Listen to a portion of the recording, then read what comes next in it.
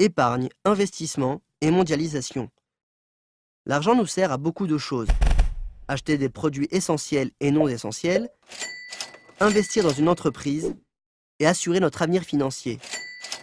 Chaque ménage tient les comptes des revenus du travail et des pensions sur lesquels les impôts sont prélevés, et l'excédent est utilisé pour acheter et consommer.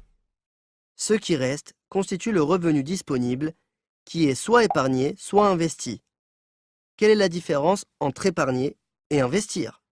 L'épargne se définit comme la conservation de l'argent pour des besoins futurs, alors que l'investissement est destiné à accroître le patrimoine. L'épargne est traditionnellement considérée comme sûre et les résultats futurs sont généralement connus à l'avance. L'investissement, en revanche, comporte des risques et les résultats ne peuvent être connus à l'avance avec certitude. Dans les pays développés, la législation a mis en place des régimes de retraite obligatoires. En d'autres termes, chaque personne active épargne de l'argent perçu de son employeur pour financer sa retraite. Bien entendu, il est possible d'épargner en plus de manière individuelle. Nous avons ainsi le choix d'épargner pendant une certaine période.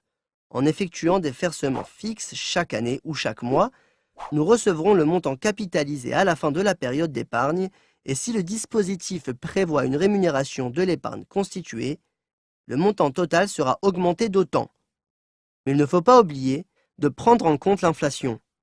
Si nous percevons 10% d'intérêt sur l'épargne accumulée et que les prix augmentent de 10%, nous n'en tirons aucun bénéfice. Si l'épargne est une si bonne idée, pourquoi les gens ne mettent pas de plus en plus d'argent de côté? C'est l'éternelle question. Lorsque les perspectives sont bonnes et les revenus à la hausse, la tendance est à épargner moins. Quand les taux d'intérêt sont faibles, les gens préfèrent consommer ou investir dans des opérations rentables et parfois risquées. Dans les 10 années qui ont précédé la crise, les populations ont acheté de l'immobilier avec leurs propres capitaux et à crédit.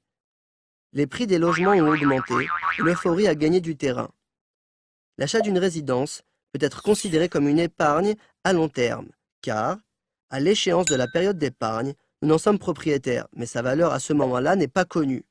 Après l'éclatement de la crise, les gens ont réduit leur consommation et commencé à épargner davantage.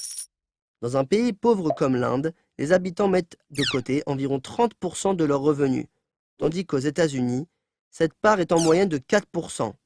Dans une économie qui repose sur la consommation comme les États-Unis, une augmentation de l'épargne au détriment de la consommation nuit à la croissance.